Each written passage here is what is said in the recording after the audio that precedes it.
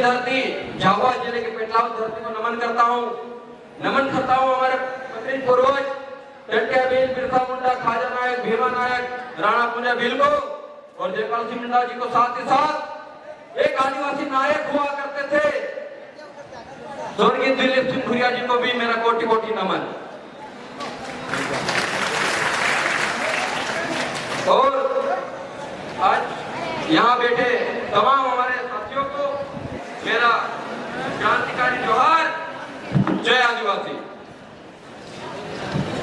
साथियों, ये जो आदिवासी बचाओ पर्यावरण बचाओ की रैली लेकर दादा बालू सिंह गामड़ जी निकले थे, वो क्यों निकले थे आपको पता है क्या? आपकी जानकारी के लिए बता दूं कि आपके पास में थांदला में इस देश की सरकार ने इंडस्ट्रियल जो औद्योगिक क्षेत्र होता है उस क्षेत्र के लिए वहां पर निवेश करने के लिए जमीन का आवंटन करने के लिए एक विज्ञप्ति निकाली है और धीरे धीरे करके वो पेटलावद क्षेत्र में भी आएगी। वो भनक उनको लग गई जिसलिए उस जमीन को बचाने के लिए बालू सिंह गामड़ इस पर और बचाओ यात्रा को लेकर निकले थे। तो आप लोगों को समझना होगा कि क्या हम लोगों को जमीन बचाने की जरूरत है या नहीं। आपको अपनी जमीन चाहिए ना, आपके अपने जमीन पर रहने के लिए हमें चाहिए ना। जो जमीन हमारी है वो जमीन हमारी ही रहनी चाहिए, लेकिन यहाँ की पूंजीपति सरकार हमारी जमीन को छीनकर उद्योग स्थापित करना चाहती है। उसी की रैली थी, उस बात को आपको समझने की जरूरत है।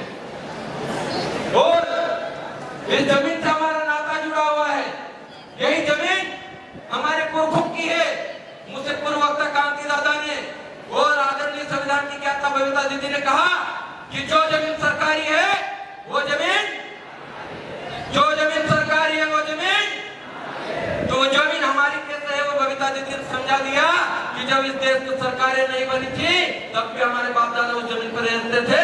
तो आप लोगों को, प्रशासन के लोगों से कुछ सवाल जवाब करना होगा कि जिस जमीन को आप सरकारी बता रहे हो वो जमीन तुम्हारे बाप की कैसे हुई, ये तो हमारे बाप की पूछना पड़ेगा।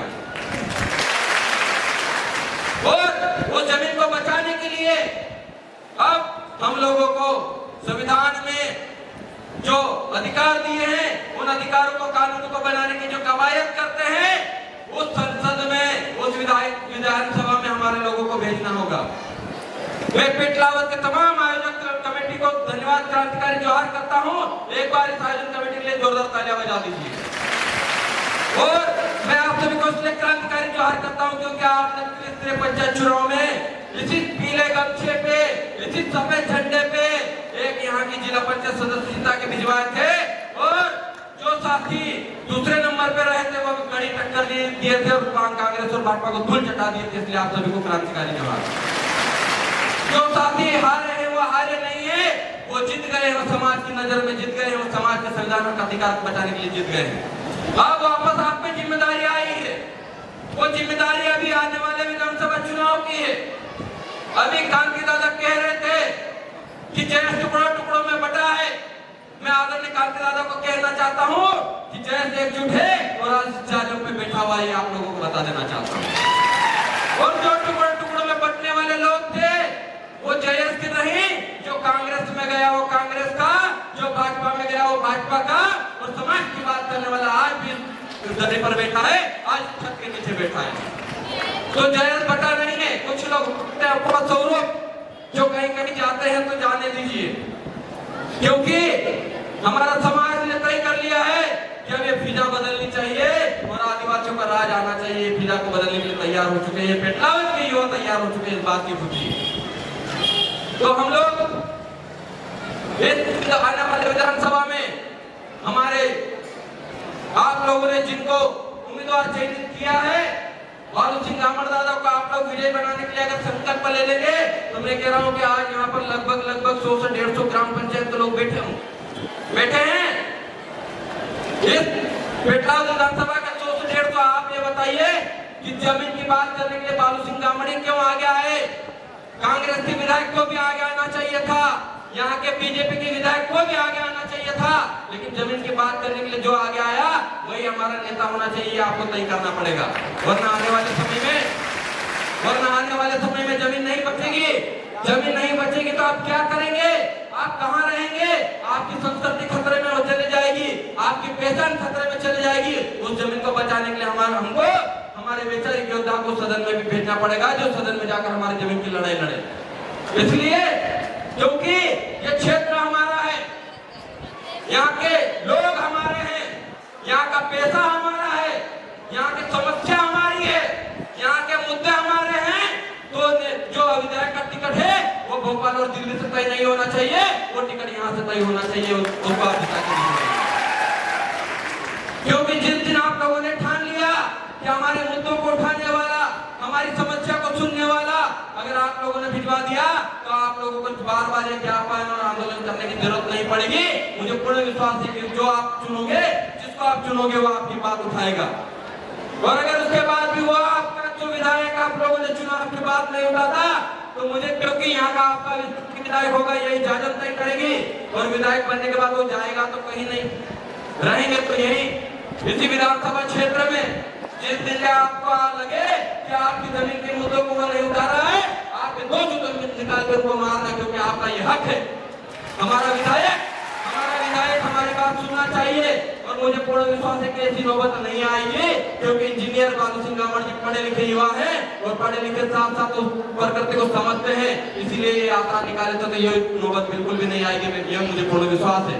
बाकी हम लोग भी बैठे हैं और शंकर भाई कह रहे थे कि चुनाव लड़ने के लिए पैसा लगता है, कमलेश्वर भाई कह रहे थे कि गांधी जी चलते हैं, तो गांधी जी, हम लोग अगर गांधी जी को गांव में नहीं घुसने देंगे तो गांधी जी चलेंगे कैसे?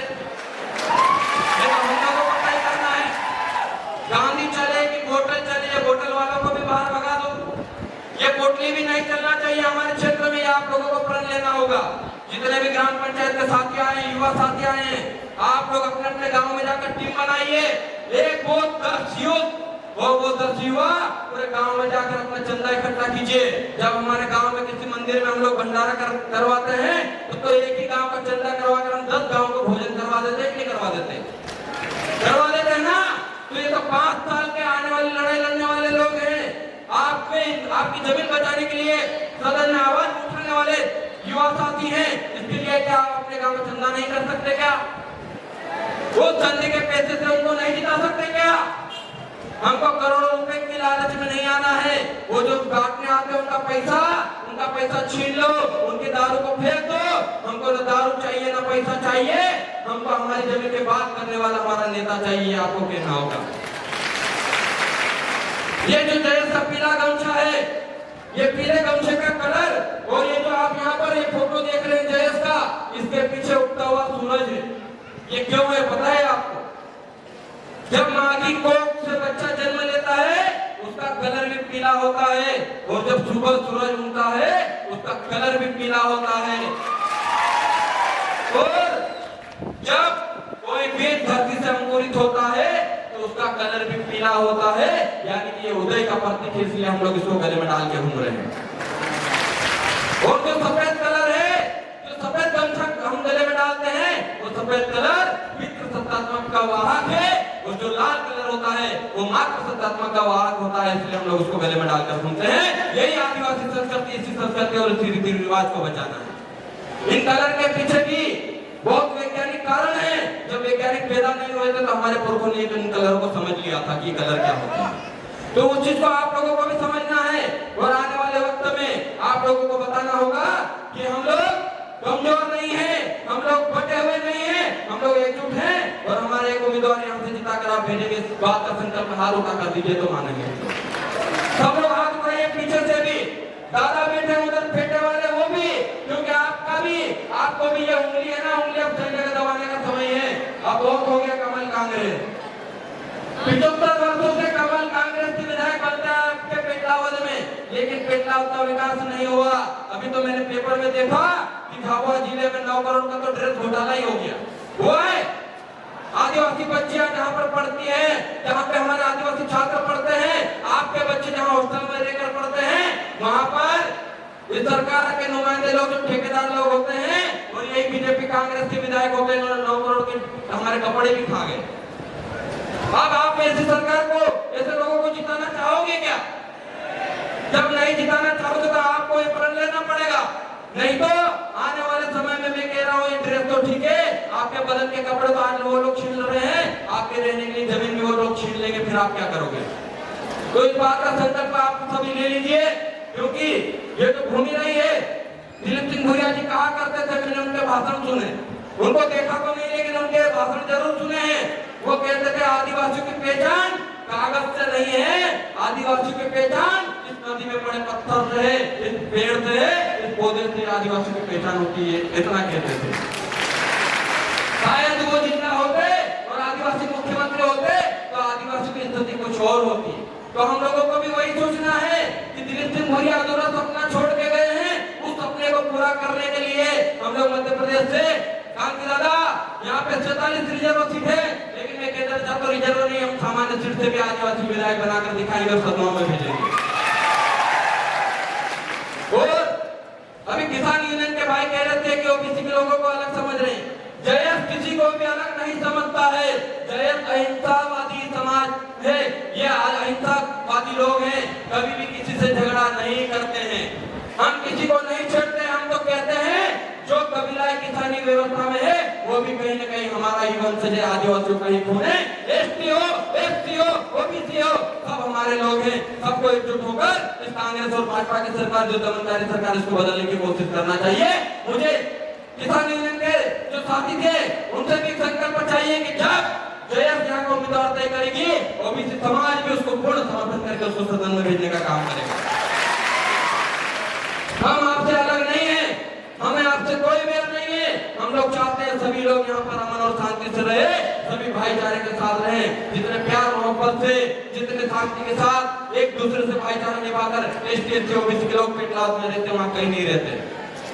एक धमाका हुआ था यहाँ पर, जब धमाका हुआ तमाम लोग जो लोग जख्मी थे उनकी सुरक्षा के लिए, उसमें वो नहीं देखा गया कि ये एसटी है, ये एससी है, ये ओबीसी है। सब लोगों ने बढ़ चढ़कर मदद की थी और तमाम लोगों को बचाने की कोशिश की।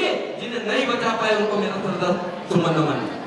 तो ये जो जयस और जो आदिवासी परिवार है, ये आदिवासी परिवार की क्रांति और जयस की क्रांति को राजस्थान में और मध्य प्रदेश में स्थापित करने का समय आ चुका है। पिछले 10 वर्षों से हम जयस नामक क्रांति का प्रचार कर रहे हैं, इसको घर घर तक पहुंचाने का काम कर रहे हैं, तब जाके हम लोग यहाँ पर आए हैं। ये पेटलावत की बात नहीं, ये रतलाम की बात नहीं, पूरे मध्य प्रदेश में पीले गमछे का अब सुरूर छाया है। और आने वाले समय में इस प्रदेश का मुख्यमंत्री कौन होगा, ये भी यही जयस के युवा तय करेंगे, यही आदिवासी लोग तय करने वाले हैं। और हम तो चाहते हैं इस प्रदेश का मुख्यमंत्री आदिवासी ही बनाएंगे, क्योंकि आदिवासी मुख्यमंत्री नहीं बनेगा तब तक लगता है कि कांग्रेस भाजपा के लोग ऐसे ही करते रहेंगे, बार बार निवेश क्षेत्र के नाम पे आदिवासी को उजाड़ते रहेंगे।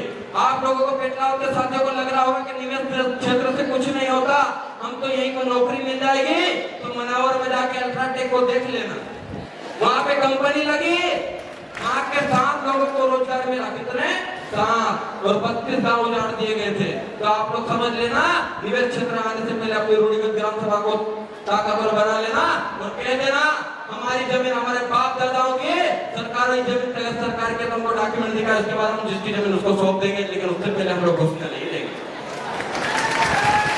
एक और चीज हुआ करती है आदिवासी क्षेत्रों में, एक इनर लाइन परमिट होती है, जो मणिपुर में, मिजोरम में, कुछ अरुणाचल प्रदेश में जहाँ पर छठी अनुसूची है, जहाँ पर 100% आदिवासी रहते हैं, वहाँ जिले वाइज इनर लाइन परमिट लगी हुई रहती है। जैसे अपने यहाँ पे टोल नाके लगे ना, वैसे टोल नाके लगे हुए रहते हैं, और कोई भी गैर अगर वहाँ घुसना चाहता तो पहले टोल नाके से परमिशन लेनी पड़ती, फिर आदिवासी क्षेत्रों में घुसना पड़ता है। अगर आने वाले समय में आप लोगों ने हमारे साथ जमीन छीनने का वो ज्यादा दिख की, तो हम लोग भी आने वाले समय में इनर लाइन हमारे एरिया में जारी कर देंगे, फिर मत कहना, क्योंकि हमारी ये व्यवस्था है। मैं अभी पेटलावत को पढ़ रहा था, पेटलावत में झाबा को देख रहा था, तो झाबा में भी एक अंग्रेजी जब शासन हुआ करता था, तो झाबा का एरिया भी अपनी टेरिटरी को सुरक्षित कर लिया था। यहाँ अंग्रेज भी घुसते नहीं थे, घबराते थे, आदिवासियों से इतनी बड़ी ताकत है, फिर भी हम लोग डरते हैं, फिर भी हम लोग कहते हैं हम लोग कमजोर है। हम लोग कमजोर कतई नहीं है, हम लोगों से ज्यादा ताकतवर कोई नहीं है, क्योंकि इसी जयस से, इसी आदिवासी परिवार की बात देश का प्रधानमंत्री नरेंद्र मोदी भी करता है, अपने बैठकों में कहता है कि सफेद और पीले गमछे वालों को कैसा रोका जाए। तो आप कमजोर है क्या? एक राज्य में, दो राज्य में, राजस्थान और आपके मध्य प्रदेश में, हम यहाँ दो राज्यों में काम कर रहे हैं, दोनों राज्यों से देश का प्रधानमंत्री घबरा जाता है। इतनी बड़ी ताकत है आप लोगों में। आप लोग अगर चाहेंगे तो 47 से नहीं, यहाँ के 80 विधायक बना के आप विधानसभा में भेज सकते हैं। इतनी बड़ी ताकत आप लोगों में। तो इसी ताकत का इस्तेमाल करने का समय है। और मुझे पूरी उम्मीद है कि पेटलावत के, थाना के, झाबुआ जिले के तमाम साथी इस व्यवस्था को बनाने में पूरा सहयोग करेंगे, तन मन धन से सहयोग करेंगे। और हमारे जो जमीन की बात करने वाले साथी हैं उनको विधानसभा में भेजने का काम करेंगे। बस इतना ही कहना चाहूंगा, क्योंकि ये जो प्रकृति ने हमको मौका दिया है उस मौके को भुनाना है। और प्रकृति भी चाहती है। कांति भाई दादा का बहुत बड़ा एक्सीडेंट हुआ तो कांति दादा ने खुद ने बता दिया कि कांति दादा और तमाम जो हमारे बुद्धिजीवी लोग हैं वो चाहते हैं कि वो सब मिलकर इस आदिवासी को स्थापित करके जाए, पूरे देश में झंडा लहरा कर जाए, वो करके रहेंगे। आप लोग सब साथ देंगे ना? साथ देंगे पीछे वाले साथी? तो एक प्रण ले लीजिए, अभी बैठ के आपके पैर रगड़ रहे होंगे, अपने अपने स्तर पर खड़े हो जाना। और जब मैं कहूंगा तो वापस बैठना भी है, कोई जाएगा नहीं। इस बात को भी कह देना चाहता हूँ, कोई नहीं जाएगा ना। सब अपने अपने स्थान पर 2 मिनट के लिए खड़े हो जाइए।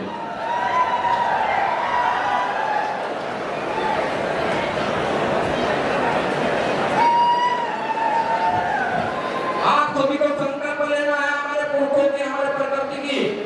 इसलिए अपने हाथों की मुट्ठी को बांध लीजिए। जो एक हाथ की मुट्ठी बांध सकता है वो एक हाथ की, और जो 2 हाथ की मुट्ठी बांध सकता है 2 हाथ की मुट्ठी। इसलिए बांधना है क्योंकि जब माँ की पेट से बच्चा जन्म लेता है तो वो मुट्ठी बांध के पैदा होता है, और वो क्रांति लाता है। वही क्रांति आप लोगों को लाने से मुट्ठी बांध रहे हैं। तो जो मैं कहूंगा वो आप लोगों को दोहराना है। हे सूरज, चांद, सितारे, धरती, आग, हवा, पानी, पेड़ पौधे, पत्थर, पहाड़, अनाज सहित अपने पुरखाओं की आत्मा को साक्षी मानकर मैं मेरे समाज की सुरक्षा और उसके सर्वांगीण विकास के प्रति अपने संपूर्ण दायित्व को पूर्ण निष्ठा और ईमानदारी से निभाने की शपथ लेता हूँ। साथ ही आने वाले समय में जो जमीन की बात करेगा, जो संवैधानिक अधिकारों की बात करेगा, उसी को जिताकर विधानसभा और लोकसभा में भेजेंगे। और हमारे गांव से जिस पार्टियों ने, कमल और कांग्रेस ने आदिवासियों का शोषण किया, उनकी जमीनें छीनी, उनका एक भी झंडा अपने गांव में नहीं लगने देंगे। और इसी के साथ पूर्ण ईमानदारी के साथ इस कर्तव्य को हम लोग निभाने की शपथ लेते हैं। जय जोहार का नारा है, जय जोहार का नारा है। हम वफा, लड़ेंगे, लड़ेंगे। सभी अपने अपने स्थान पर वापस बैठ जाएंगे। आपका बहुत बहुत धन्यवाद।